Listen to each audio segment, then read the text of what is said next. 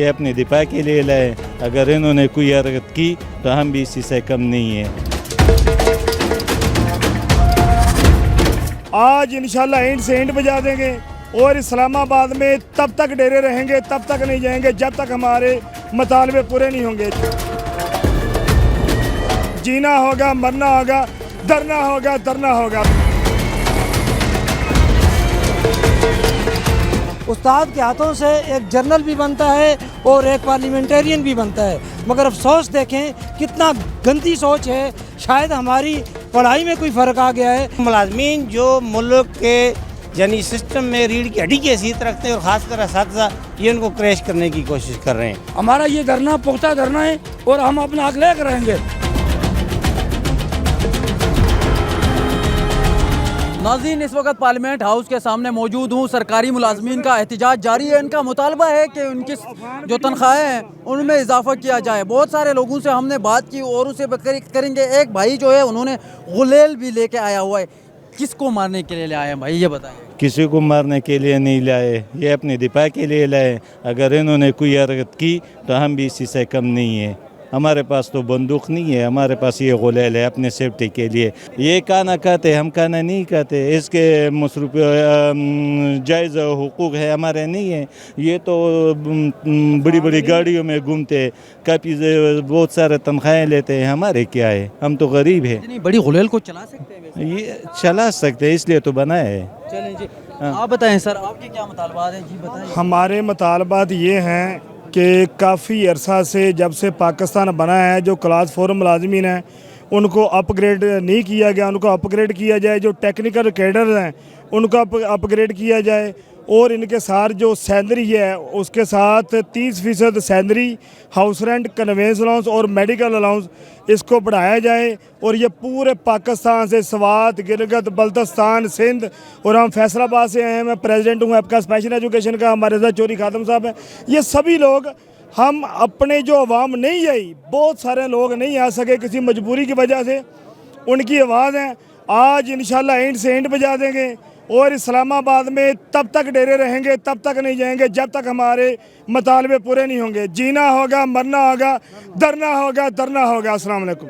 पूरे पाकिस्तान से हमारी एप्का की हकीका की क़यादत जो है ना वो एहतजाज के में शामिल है और धरना दिए हुए हैं। मुज़ाकरात का सिलसिला भी जारी है और जब तक हमारे मुतालबात तस्लीम नहीं होंगे उस वक्त तक ये एहतजाज जारी रहेगा। मेरा ताल्लुक़ पंजाब टीचर यूनियन ज़िला खानेवाल से है और यहाँ हम अपने मुतालबात के हसूल के लिए आए हुए हैं। जब तक हमारे मुतालबात पूरे नहीं होंगे हम ये धरना जारी रहेगा और हम ऐवानों को हिला कर रख देंगे।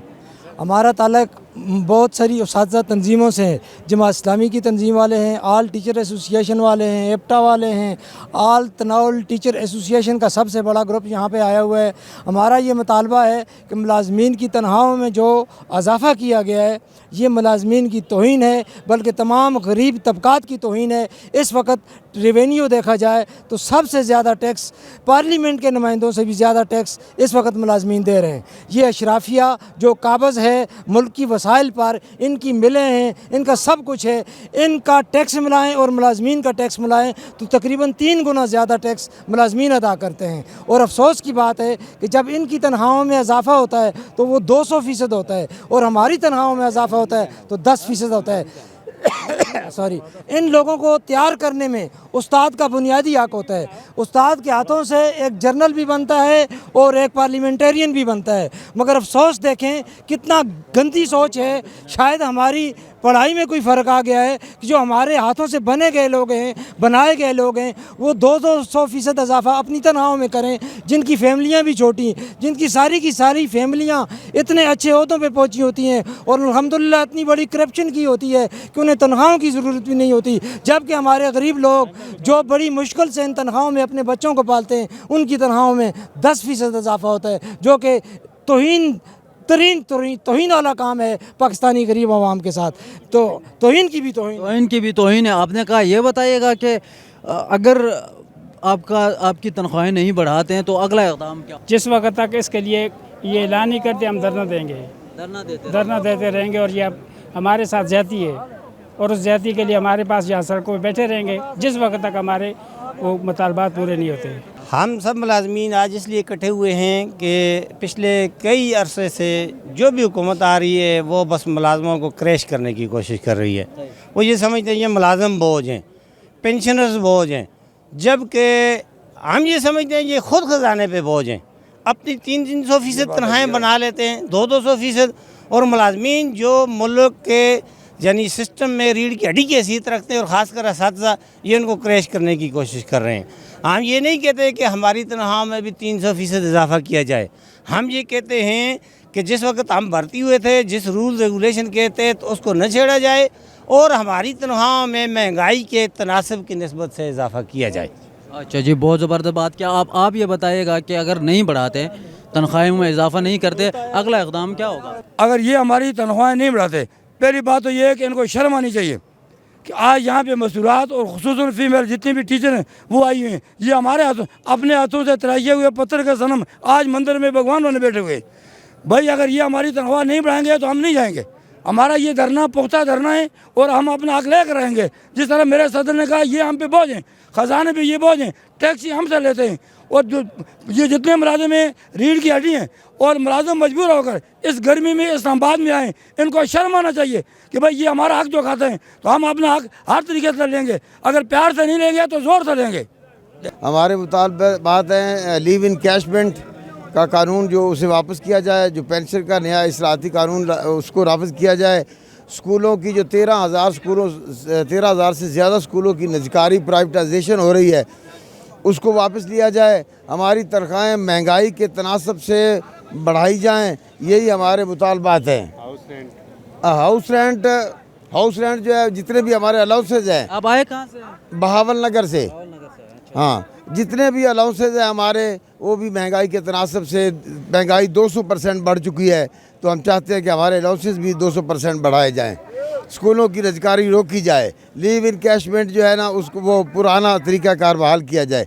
ये हमारे मुतालबात हैं और ये मुतालबात उस वक्त तक हम चैन से नहीं बैठेंगे जब तक हमारे मुतालबात, ये चूँकि जायज़ मुतालबात हैं और तमाम पूरे पाकिस्तान के तमाम मुलाजमीन यहाँ इकट्ठे हुए हैं, तो हमारा मुतालबा है कि हुकूमत वक्त हमारे मुतालबात पर हमदर्दाना गौर फरमाए और तमाम मुलाजमीन के जो तहफ़्फ़ुज़ात हैं उनको पूरा किया जाए। बहुत शुक्रिया। जैसा कि मेरे भाई अब्दुल रज़ाक जोइया साहब ने अपने मुतालबात आपके सामने पेश किए हैं, यही मुतालबात हमारे सारे मुलाजमीन के हैं कि 21 अक्टूबर 2023 को जब पूरे पंजाब के अंदर असातिज़ा की बल्कि सारे मुलाजमीन की तहरीक जोबन पर थी और तमाम स्कूल, तमाम तालीमी इदारे और दूसरे इदारे बंद थे, तो सड़कों के अंदर, सड़कों के ऊपर तमाम मुलाजमीन सरापा एहतजाज थे। उस वक्त यानी 21 अक्टूबर 2023 को पंजाब की मौजूदा वज़ीर आला मरियम नवाज़ साहिबा और मौजूदा स्पीकर पंजाब असम्बली मलिक अहमद ख़ान ने मुलाजमीन के साथ एक एग्रीमेंट किया था कि जब नून लीग की हुकूमत बरसर इक़्तिदार आएगी तो लीव रिप्लेसमेंट के इस काले कानून को वापस लेगी और तमाम स्कूलों की जो निजकारी है इसको रोक देगी। लेकिन जब नून लीग की हुकूमत बरसर इक़्तिदार आई तो इस जो एग्रीमेंट हमारे साथ किया था उसको न सिर्फ भूल गई बल्कि मज़ीद 13,000 स्कूलों को इस वक्त जो लिस्ट के अंदर आ चुके हैं पूरे पंजाब के अंदर, पहले फ़ेज़ के अंदर 5,500 स्कूल हैं और उसके बाद फिर स्कूल हैं। तो हमारा ये मुतालबा है कि लीव रिप्लेसमेंट का कानून जो सिर्फ पंजाब के अंदर है तो तमाम बाकी सूबों के अंदर नहीं है, इस नोटिफिकेशन को वापस लिया जाए और स्कूलों की निजकारी को रोक दिया जाए।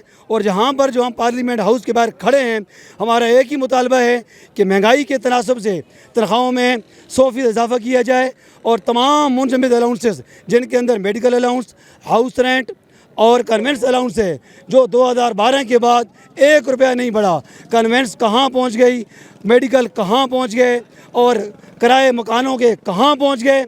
लेकिन हुकूमत हमें जो दे रही है ये इंतहाई, उसको बयान करते हुए शर्म आती है। तो हमारे जो हुकूमत से मुतालबा है कि आज जब बजट पेश हो रहा है तो हुकूमत से मुतालबा कर रहे हैं कि इन तमाम मुंजमद अलाउंसों के अंदर 200% इजाफ़ा किया जाए और तनख्वाहों के अंदर 100% इजाफ़ा किया जाए, स्कूलों की निजकारी को रोक दिया जाए और लीव इनकेशमेंट का काला कानून ये वापस लिया जाए और तमाम एजुकेटर को पे एंड सर्विस प्रोटेक्शन दी जाए।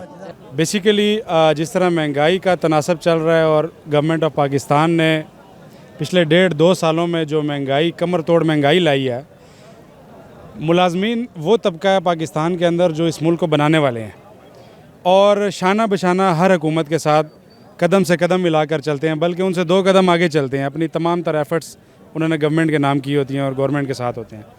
अब मसला यहाँ पे यह है कि जो तनख्वाहें, जो मराहत गवर्नमेंट ऑफ पाकिस्तान इन मुलाजमीनों को दे रही है, उसमें उनका गुजारा नहीं होता। ऊपर सोने पे सुहागा ये कि जिन सरकारी स्कूलों में हमारे बच्चे पढ़ा करते थे, वो स्कूल भी इन्होंने प्राइवेटाइज़ कर दिया। हम अपने बच्चों को ना रोटी दे सकते हैं, ना कपड़ा दे सकते हैं, ना मकान दे सकते हैं, ना हम उनकी तरबियत कर सकते हैं, ना हम उनका इलाज मुआवजा कर सकते हैं, ना हम उनको एजुकेशन दे सकते हैं। आप हमें कोई लाए अमल बताएं, हम कहाँ जाएं? इसी सिलसिला में अगीगा पाकिस्तान ने 3-4 बार बल्कि 12 बार ये गवर्नमेंट को इतला भी की है, उनको मुतला भी किया है। हमने छोटे मिनी एहतजाज भी किए हैं, हमने टोकन एहतजाज भी किए और अपना चार्टर ऑफ डिमांड के तहत हमने रिटर्न में अपने मुतालबात भी जमा कराए हुए हैं। लेकिन बेहिसी का ये आलम है कि हमारी किसी ने नहीं सुनी। आज ये दिन आया कि हमने पूरे पाकिस्तान में एक बयानिया जारी किया और उसके नतीजे में आप देख रहे हैं कि लाखों की तादाद में यहाँ पे लोग और पूरे पाकिस्तान से आप मुलाजमीन को देख रहे हैं कि यहाँ पे इकट्ठे हैं और आए हुए हैं। अभी बाजवा साहब अंदर मीटिंग में है, मुज़ाकरात में है। अल्लाह करे ये मुज़ाकरात इन अवाम के हक़ में बेहतर हों और इनको बेहतर मराहत दिलवा सकें। हमारा यही एजेंडा है और यही हमारा काम है।